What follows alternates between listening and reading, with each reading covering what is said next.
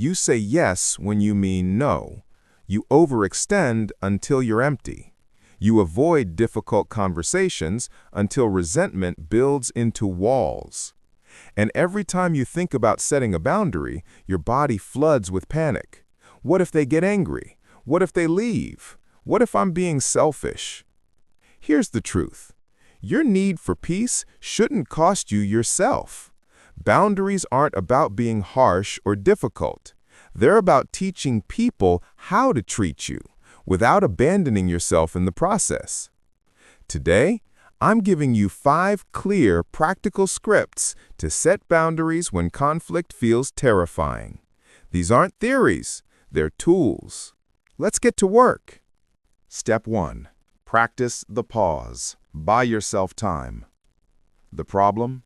You're a people pleaser, which means you've been trained to respond immediately. Someone asks for something, and before you've even thought about it, yes is already coming out of your mouth. Then you spend the next 3 days drowning in regret. The psychology. Your nervous system is wired for fawn response, the trauma pattern where you automatically comply to avoid confrontation. The pause interrupts that automatic reaction and gives your prefrontal cortex time to catch up with your emotions. The exact script? Let me check my schedule and get back to you. That's a big ask. I need some time to think about it. I don't have an answer right now. Can I let you know by specific time? Why it works? You're not saying no. You're not saying yes. You're buying time to figure out what you actually want without the pressure of someone staring at you, waiting for compliance. This is boundary setting training wheels. Action step? The next time someone asks you for something, anything, practice saying, "Let me think about that and get back to you," even if it's small, even if you already know your answer. Train your nervous system that pausing is safe. Step 2. Use the gentle no. Say no without apologizing. The problem: you've been taught that saying no makes you cruel, selfish, or difficult, so you apologize profusely, over-explain, or hedge until your no becomes so soft it's barely recognizable, and people push right through it. The psychology. Over-explaining is a trauma response called preemptive appeasement. You're trying to justify your boundaries before anyone even challenges them because you don't believe you have the right to say no without a good enough reason. The exact script: I appreciate you thinking of me, but I can't take that on right now. That doesn't work for me, but I hope you find someone who can help. I'm not available for that. Notice what's missing: apologies, justifications, long explanations about why you're so terribly busy. You don't owe anyone a dissertation on your time. Why it works: firm but kind. You're not being rude, you're being clear. Clarity is compassion. Vagueness invites negotiation. When you're wishy-washy, people hear, "Maybe if you push harder, I'll cave." Action step: write down your go-to gentle no script. Rehearse it out loud 5 times until it doesn't feel foreign in your mouth. You're reprogramming your body to believe that no is a complete sentence. Step 3. Name the pattern. Call out repeat offenders. The problem: there's someone in your life who constantly oversteps. They ask for one more favor. They forget what you said last time. They guilt trip you into compliance. And you keep letting it slide because confrontation feels too scary. The psychology. When you don't name the pattern, you're silently teaching people that violating your boundaries has no consequences. This isn't about punishment. It's about making the invisible visible, so both of you can stop pretending it's not happening. The exact script: I've noticed that every time I say I'm not available, you ask again. I need you to respect my answer the first time. This is the 3rd time I've said no to this request. I'm starting to feel like my boundaries aren't being heard. I care about you, but I need you to stop asking me to change my mind after I've given you an answer. Why it works: you're not attacking them. You're simply reflecting back what's happening. Most boundary violations aren't malicious. They're habitual. People do what works. If pushing works, they'll keep pushing. Naming it disrupts the cycle. Action step. Identify one person who regularly tests your boundaries. The next time it happens, use the script.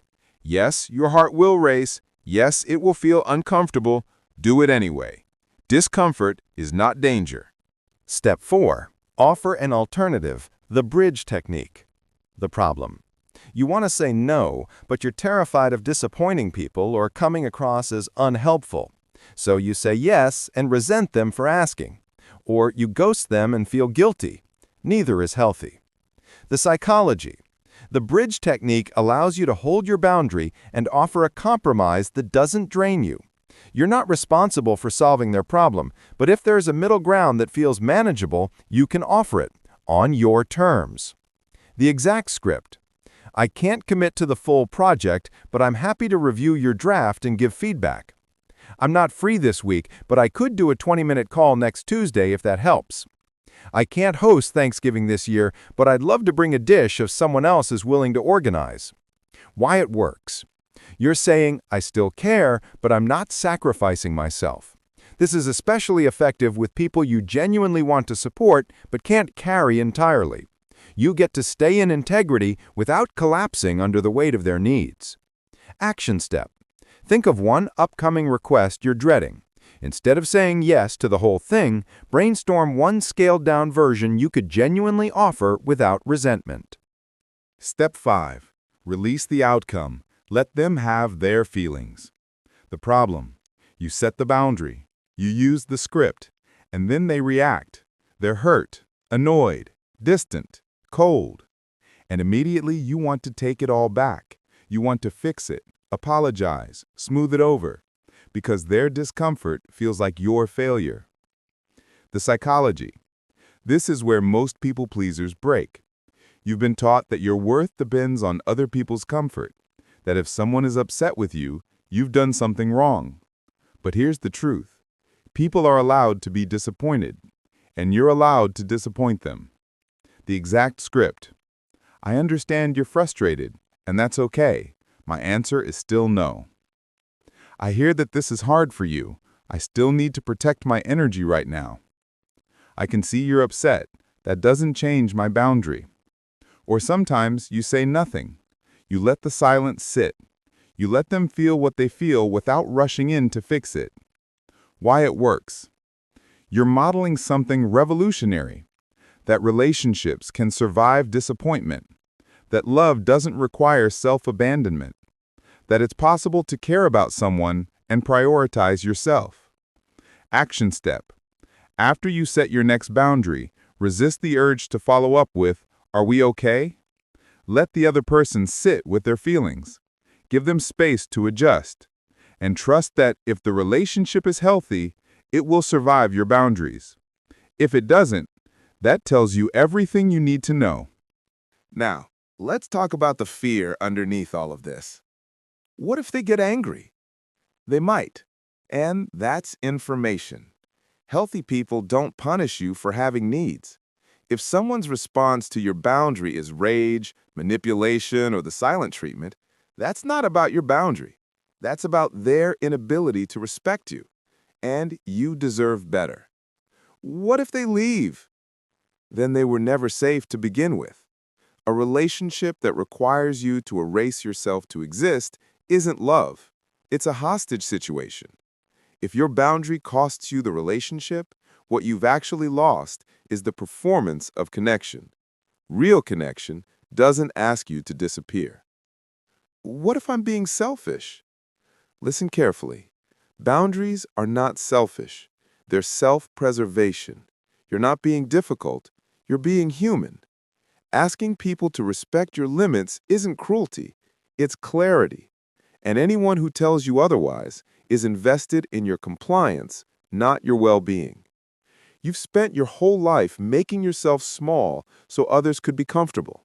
You've swallowed your needs, silenced your voice, and carried everyone else's emotional weight because you were terrified of what would happen if you stopped. But here's what actually happens when you start setting boundaries. You stop attracting people who need you to be small. You stop burning out trying to earn love. You stop resenting the people you care about because you're finally telling the truth.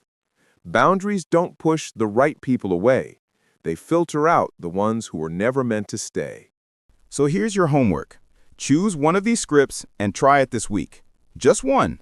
You don't have to overhaul your entire life overnight.